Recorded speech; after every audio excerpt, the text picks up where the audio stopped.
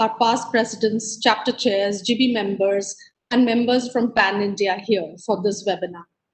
Development planning is used as a tool for shaping and accelerating our development goals. It's about coming up with well-researched and well-reasoned plans that prioritize and synchronize activities with our given limited resources. The aim of any national development plan should therefore be to utilize the available resources more effectively to achieve well-defined objectives. For India, with a colonial past, to break away from the negative impacts of colonialism, we had adopted an economic planning system that regulated and corrected markets, planned every 5 years to fuel economic growth and development. All of us here are aware of the erstwhile 5-year plans. From regulating market imperfections, prices of essential commodities, to spearheading innovations through technology and targeted holistic development. In a decentralized approach, we as a country have seen our centralized planning process give way to a modern, progressive, innovative, non-authoritarian, knowledge-based process, which led to the formation of Niti Aayog in 2015. National Institution for Transforming India, NITI, is a policy think tank of the Government of India, established with the aim to achieve sustainable development goals with cooperative federalism by fostering the involvement of state governments of India in the economic policy-making process using a bottom-up approach. Its initiatives include 15-year roadmap, 7-year vision, strategy and action plan, Amrut, Digital India, Atal Innovation Mission, medical education reforms, and various other sectoral reforms.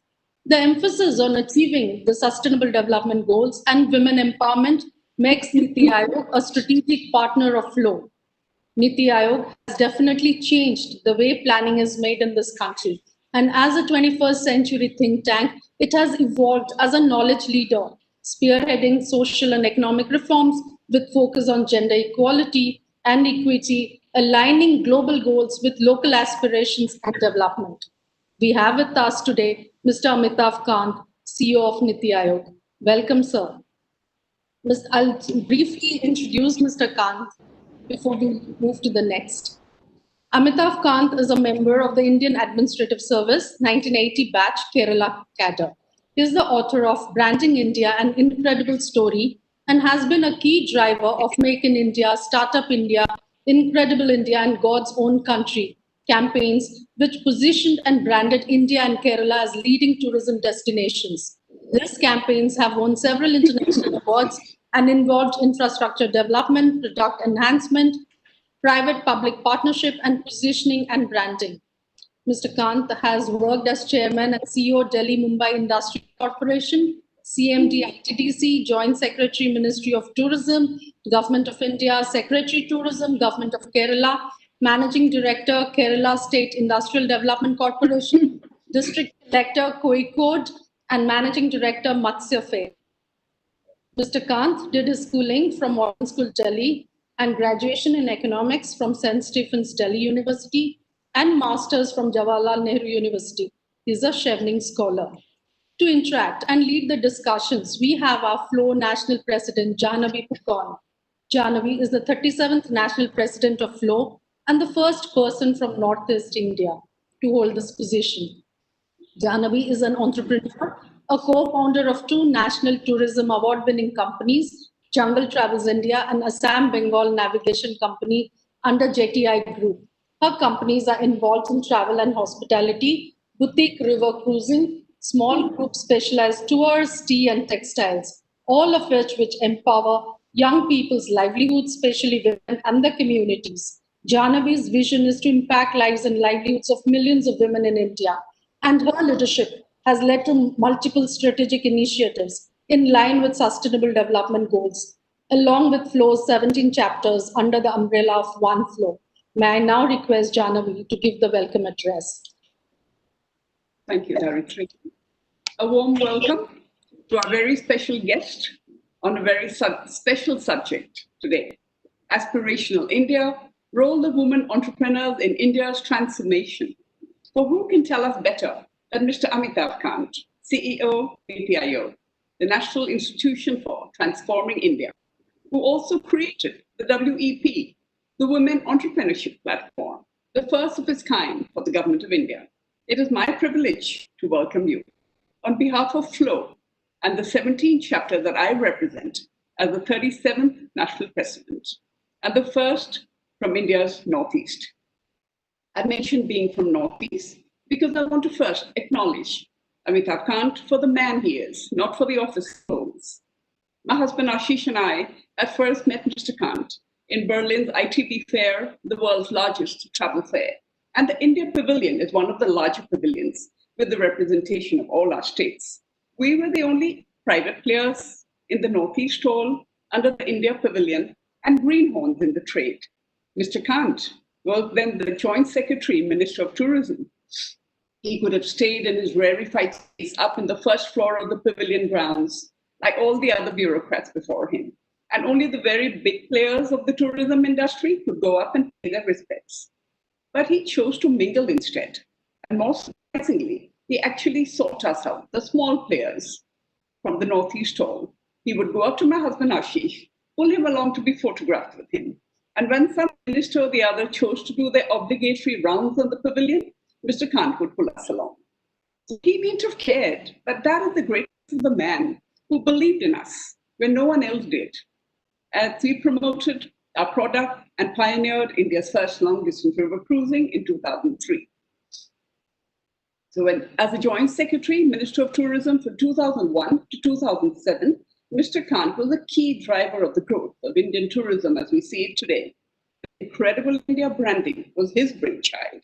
And this marketing campaign has stood the test of time since 2002 to promote tourism into India. And before that, as Secretary of Tourism in Kerala from 1997 to 2001, Mr. Kant had already put his state, Kerala, on the world consciousness by imaginatively building the God's Own Country brand.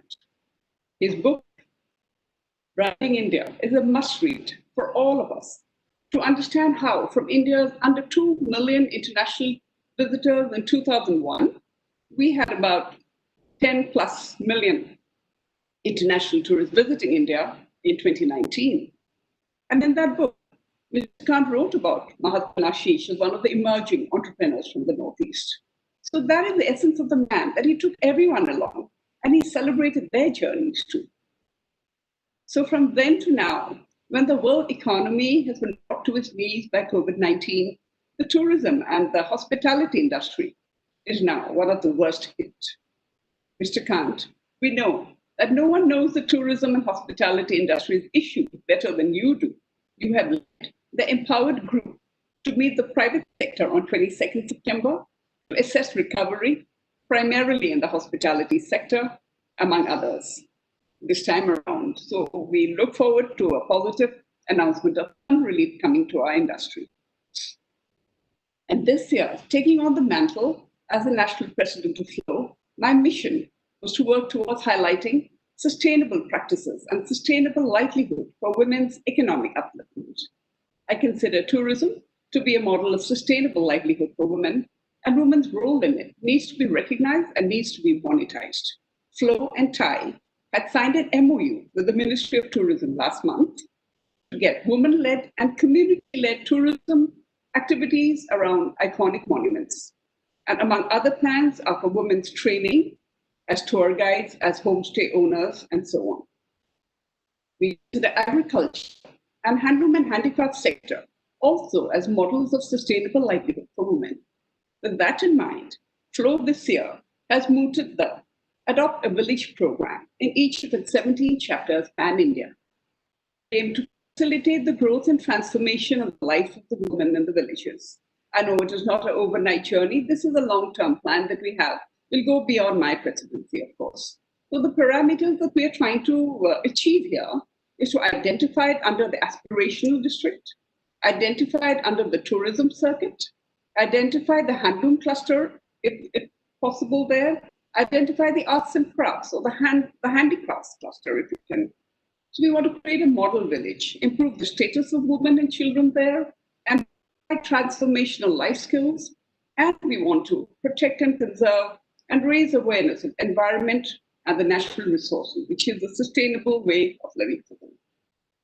So Flow also had signed an MOU with Women on Wings, our implementing partner from the Netherlands, who has been working on sustainable livelihoods with women in the grassroots since 2007. We are trying to learn from them as well. Our job in Flow, I see, is just to connect the dots. We want to share with you that Flow has also started its Adopt an ITI program this year. And through the strength of its 17 chapters, which I call One Flow, most of our chapter chairs are here today to ask you questions later. We have done our first workshop with a batch of 1,000 students online on how to build their businesses. We have more students lined up, more batches lined up, and this is a certified course which was made possible through the CSR arm of our Flow Past Presidents Foundation. We are in talks with NSDC and hope to work with them with this enthusiastic captive audience of ITI students around the country. And we want to be able to work further with them. We are also working for the Flow members, our women entrepreneurs in Flow, to onboard them on the GEM platform. And there, the GEM workshops we are planning to take to all our chapters, to onboard our members, sensitize them, and to understand the processes. Yesterday, Flow had organized an awareness meeting for women entrepreneurs of the Northeast with Numaligarh Refinery Limited to avail the opportunities being given by the government for the 3% mandatory procurement from women-led enterprises. So our endeavor is to create economic possibilities for women at different levels and at every strata, and to equip them to be in charge of their lives and to participate in the sustainable development of our nation. So today, we look forward to hearing from you on furthering the role of women entrepreneurs in India's transformation and how we can contribute and work side by side with the government in creating a robust roadmap in this process. Thank you. I look forward to hearing from you now. Would I like to, Gayatri, before we we're going to give our memento? Yes, please. Okay. I Before we start, we would like to present a small memento from our side as a token of our appreciation. I would request IT to please play them.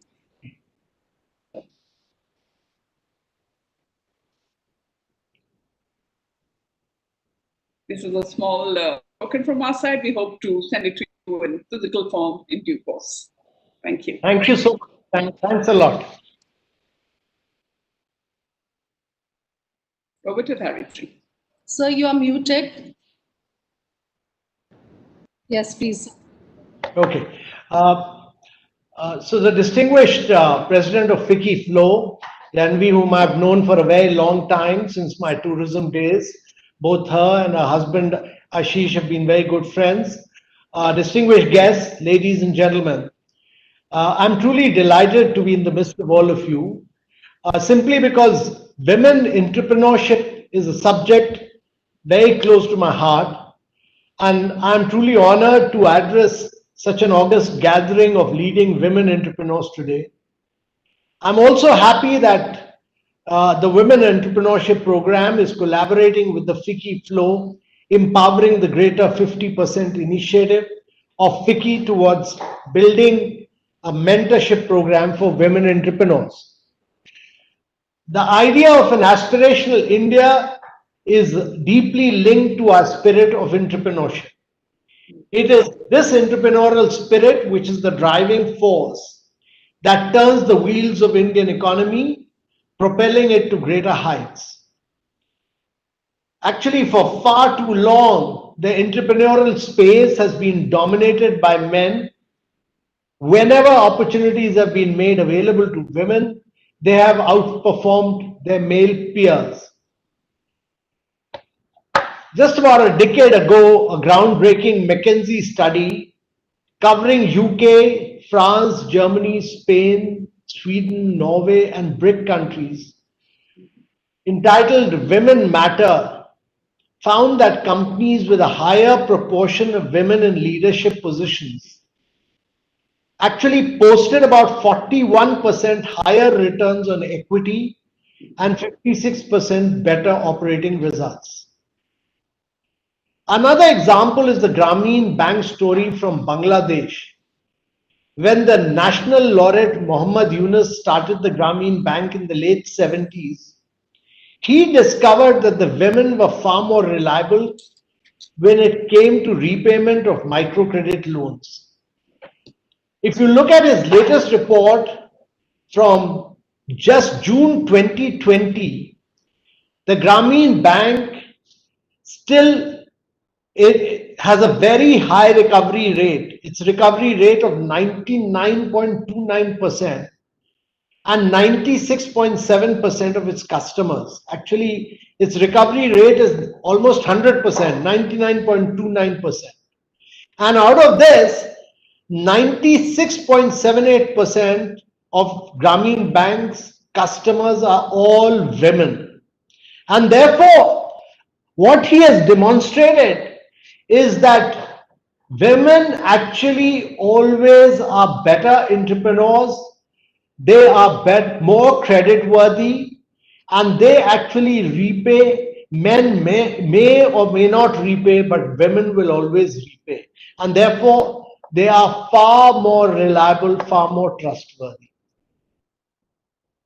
If you go back a little bit, you find that in several indices, the MasterCard Index of Women Entrepreneurs, if you look at many other indexes like the Women Economic Forum Gender Gap Report, all of them actually, if you look at global benchmarks, they all indicate that there is a lot of ground which India has to cover. India's women labor force participation actually has been falling and has been about 18.6% for rural and urban India for the period 2018-19. If you go by the 6th economic census, women only constitute 13.76% of the total entrepreneurs.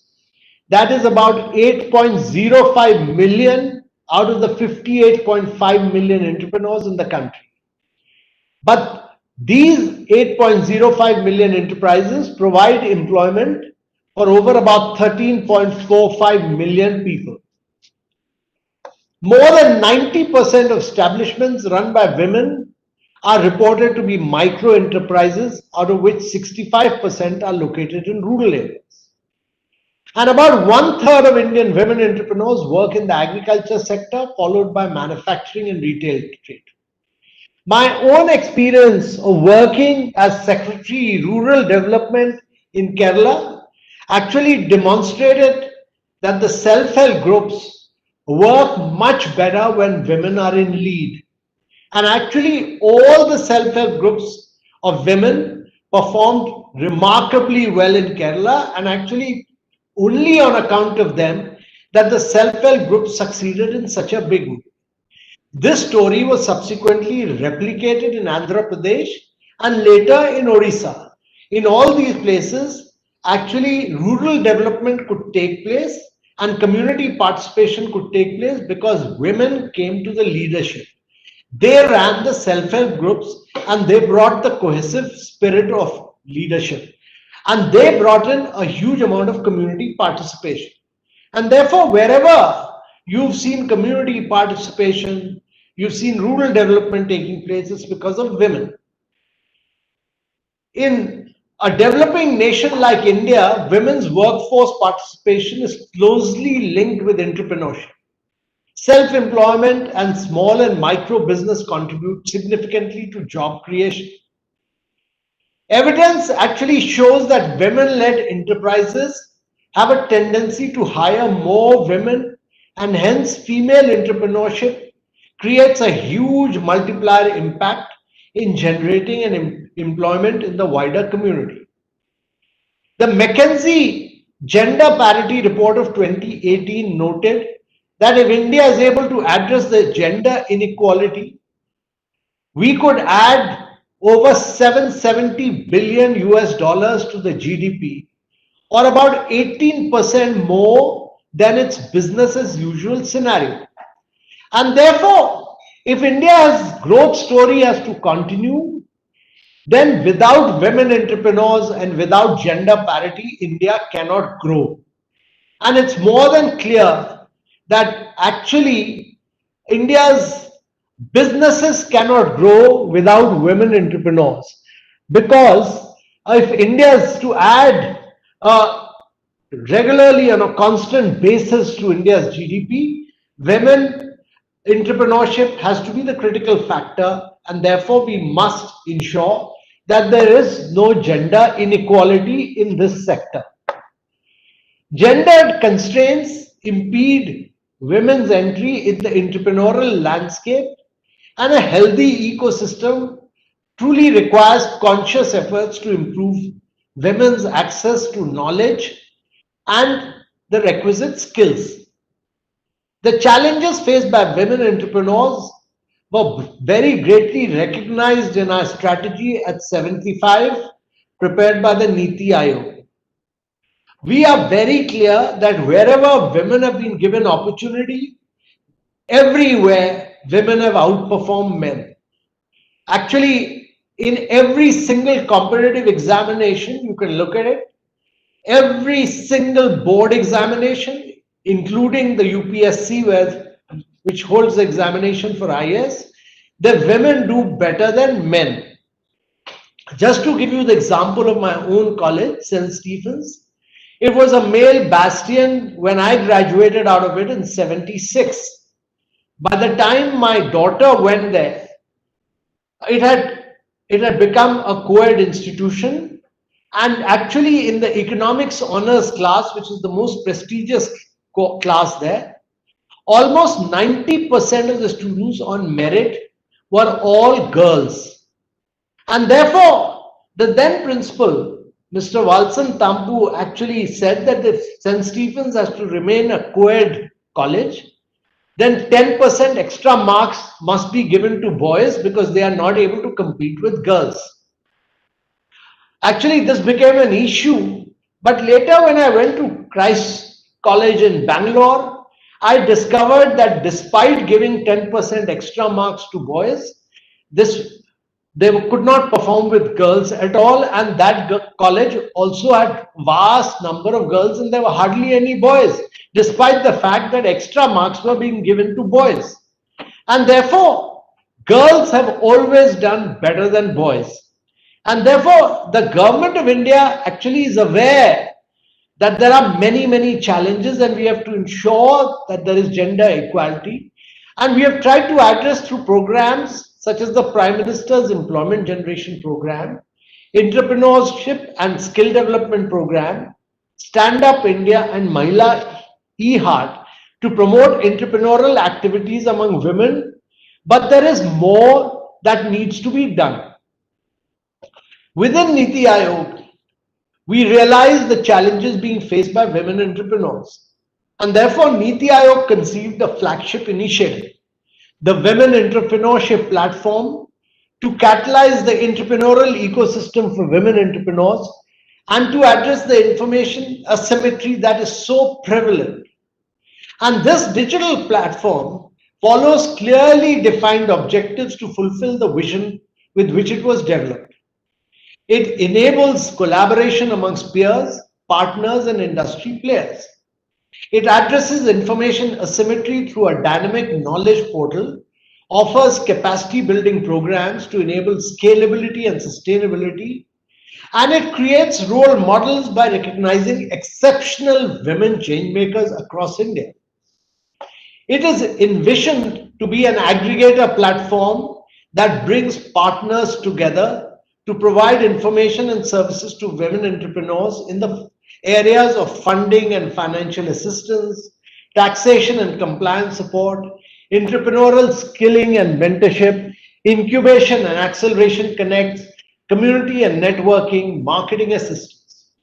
Today, actually, Women Entrepreneurship Platform has over 16,000 plus users on its portal, and 30 plus are partners who help create a community and better informed ecosystem.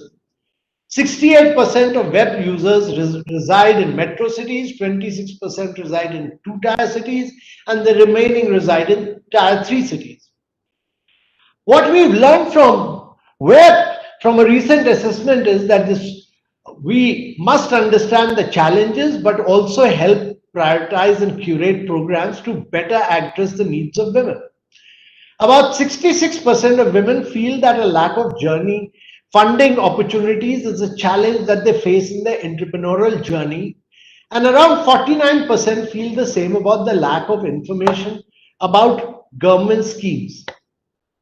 We therefore are very clear in our mind that we will continue to support women who are and keep uh, awarding them for transforming India.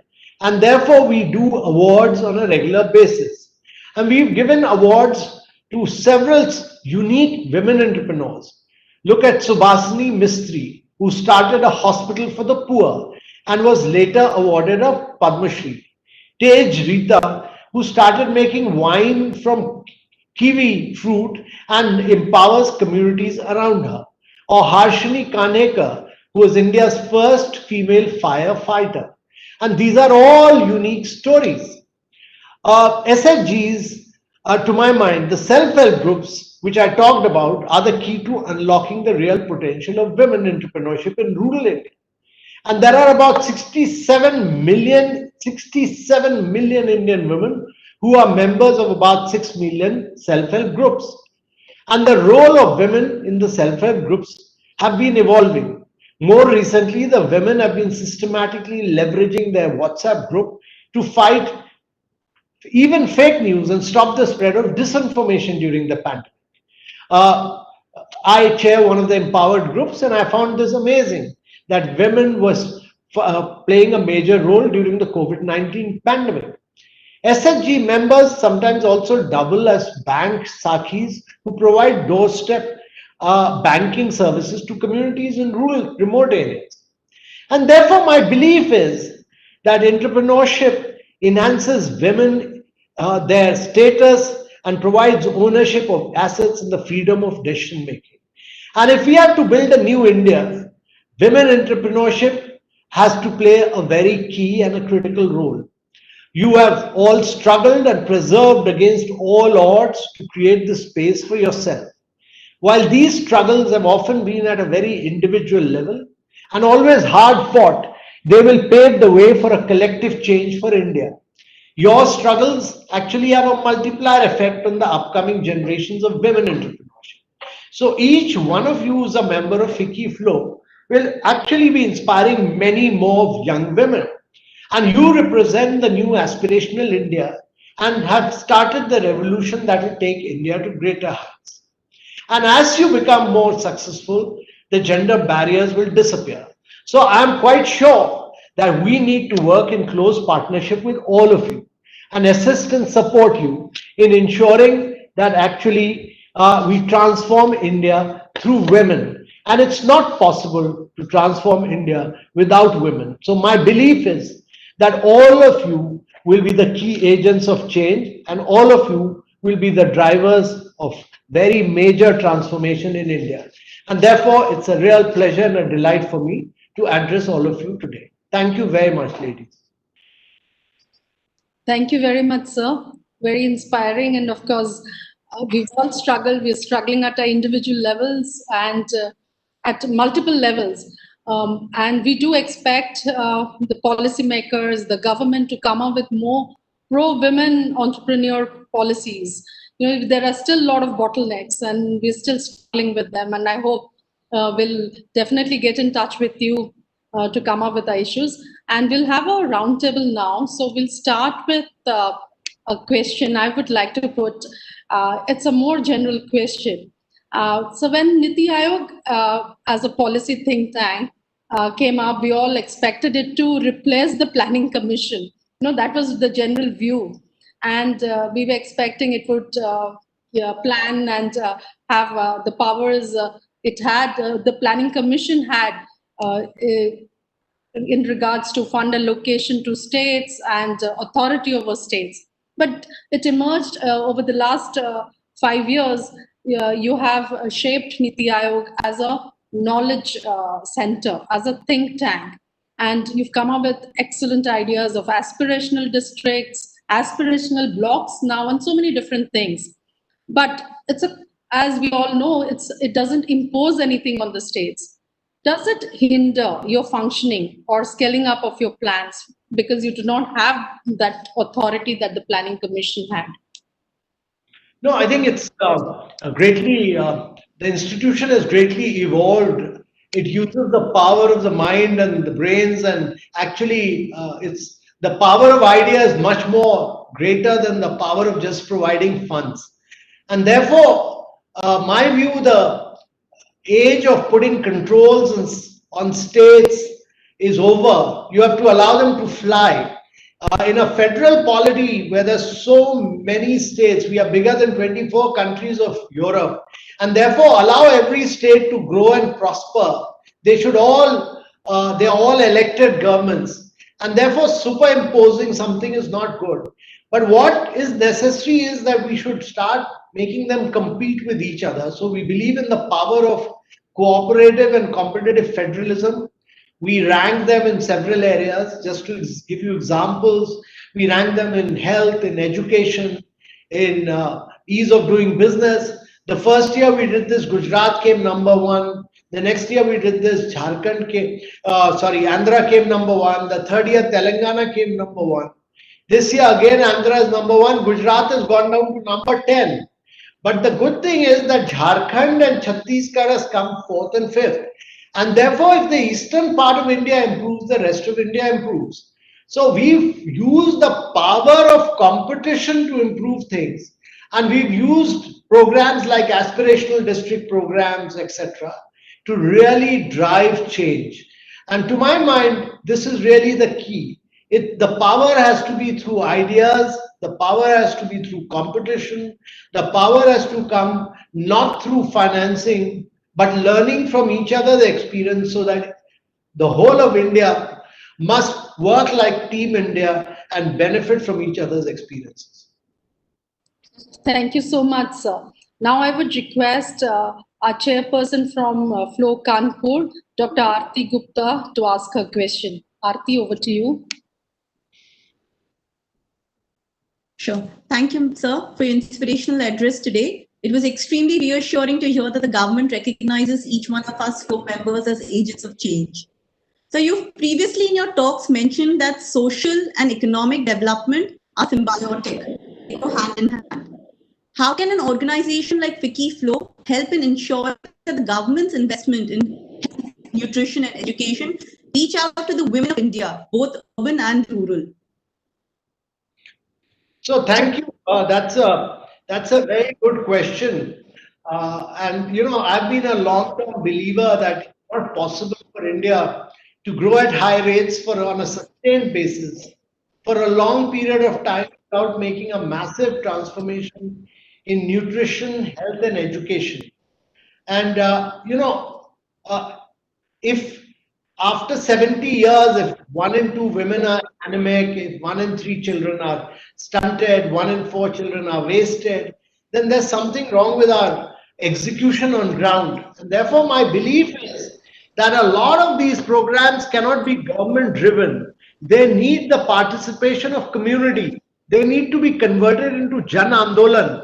And therefore, without community support, it's not possible for government officials to run them. That's my experience. So wherever I've worked, in Kerala, in Government of India, I've always worked with community and I've always worked with civil society organizations. Even in aspirational district program, I've used the power of civil society organizations. And therefore, my suggestion is that all of you must get involved in nutritional programs, get involved in improving learning outcomes.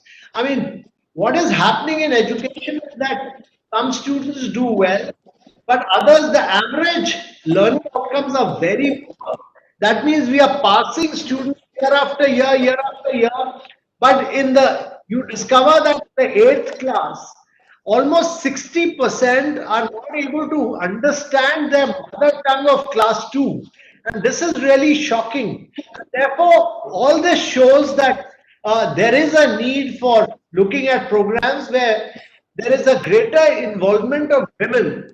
And actually, I have been a believer that all these programs that we run in nutrition, we should just give direct benefit transfer to the mother rather than anything, because the mother is the best person who will take care of the child. And therefore, my view is that all of you, particularly Ficky Flo, must play a very active role in every city where all of you are involved in all these programs, whether it be health outcomes, whether it be education outcome, or whether it be nutritional program. And when India improves in these areas, we will be able to sustain our growth for a long period of time. Great. Absolutely. Thank you, sir. Thank you so much. Thank you. That was so. I think one of the things while you were responding to the question that came up to my mind is maybe Flo would come up with its scorecards apart from working on the subject, also scorecards as to how we're doing, a report card as to how we are doing in these indicators. I would now request Ms. Usha Rani Mane from Flo Hyderabad. She's our chapter chair, to ask her next question. Good evening, Amitabh ji. Hi, how are you? I'm good. How are you? Despite enough and more evidence of women-led companies, and even countries are doing so well, women entrepreneurship continues to be synonymous with small businesses or solopreneurships. How long do you think it will be before this narrative changes? So, my view is, one is that, earlier we had this definition of MSME, which kept micro as micro. Micro was never becoming medium, and medium was not becoming small. A radical reform is now being carried out in the government in the definition of MSME, and actually the size scale of all of them have been increased. So my view is that many women entrepreneurs will go bigger and bigger. And secondly, it's not that women entrepreneurs are only in SME. You will have a lot of great women entrepreneurs. I mean, look across the sectors. You have some very, very outstanding women entrepreneurs in all areas. I mean, look at Anu Aga, look at Kiran Mazumdar. So many of them are all doing the chairperson of CRISIL, or so many of them doing outstanding work. So I think there the ambition to go big and bigger. That ambition must be driven by the women, and only then will we have big women entrepreneurs. Yes, sir.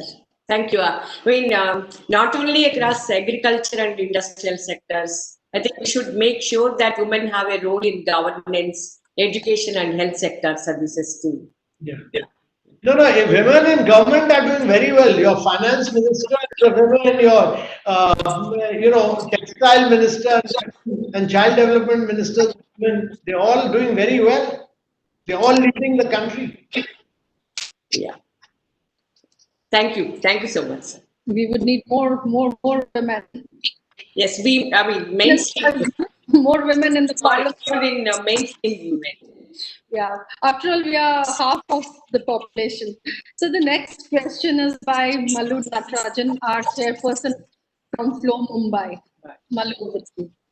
Thank you. Good evening, Mr. Kant. And besides more women, I think we also need more men like Mr. Kant to help us take women entrepreneurship forward. Also proud to share with you, Mr. Kant, that we are working with your team in Mumbai, the Atal Innovation Mission, Mr. Ramanan, and we are trying to sign an SOU with them to use and collaborate with your women entrepreneurship platform, and also building youth for the future. My question is more from a technical perspective. You had mentioned that artificial intelligence is going to be the biggest disruptor for our lives. And I guess it is the way forward. But on the other hand, there is a huge concern about data privacy. So how do we address that? Because there are a few startups where I'm mentoring them, and this is one concern that they all have, saying, how do we work around this issue today? So first of all, good that you are working with Atal Innovation Mission, because we put up about over 6,000 tinkering labs at school level, and we are providing artificial intelligence, robots, 3D printing, all this at the school level. We are trying to transform the minds of young children from class 6 onwards. We have also we support a lot of incubation centers. But let me tell you that my belief is that, India is throwing up a lot of data because we are the only country which has over 1 billion mobile, and our data costs are the lowest in the world. We are 1/20th the cost of United States and 1/10th the cost of UK. And therefore, we throw up a lot of data. And the Silicon Valley is very innovative, but they keep doing innovation for driverless cars, etc. I don't think that is the requirement for a country like India. India requires better nutrition, better education, better learning outcomes. How do we convert waste into energy? How do we support our farmers based on real time, looking at weather and soil conditions? How do we guide them? Now, all this is a function of good data, our ability to analyze data. The power of data is enormous, and data computing has increased enormously, and algorithms have become very, very powerful. And therefore, AI will be the most powerful instrument in the coming years. And India must use technology to leapfrog. And this is really the key to my mind. As far as privacy of data is concerned, this has been studied by several committees, and a new data privacy bill has already been moved. It's pending approval of the parliament. But once that is done, then I don't think anybody needs to worry about data, because the data will then belong to the individual, each individual. And actually, India is very data rich. We need to move from becoming data rich to data intelligent.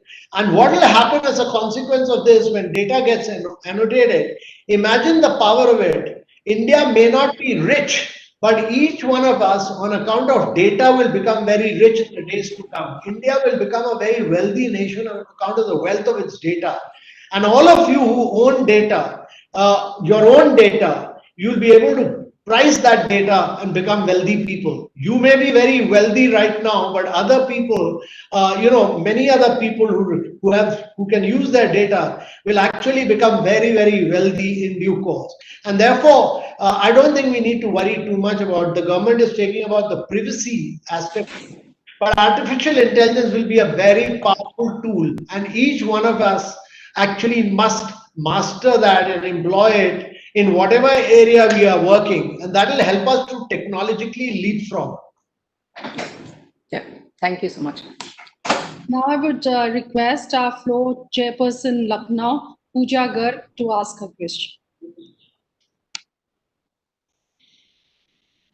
Please unmute yourself. You're muted.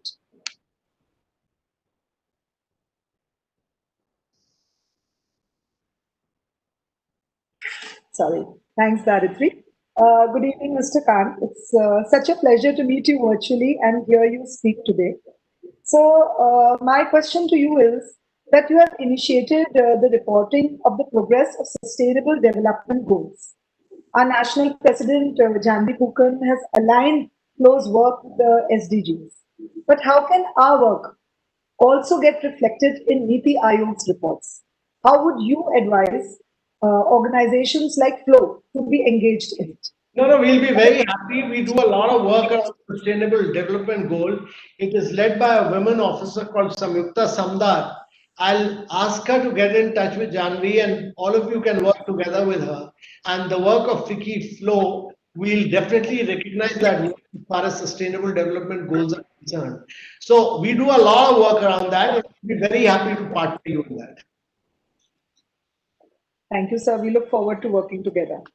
No, that will be very good. So I would now request our President Jahnavi Pukan to ask a question.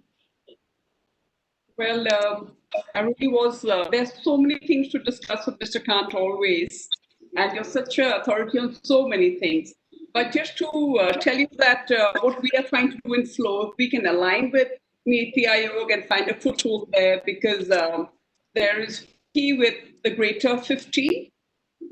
The Greater 50 is the objective under FICCI, and under Flow as a women's wing also we are trying to do our work.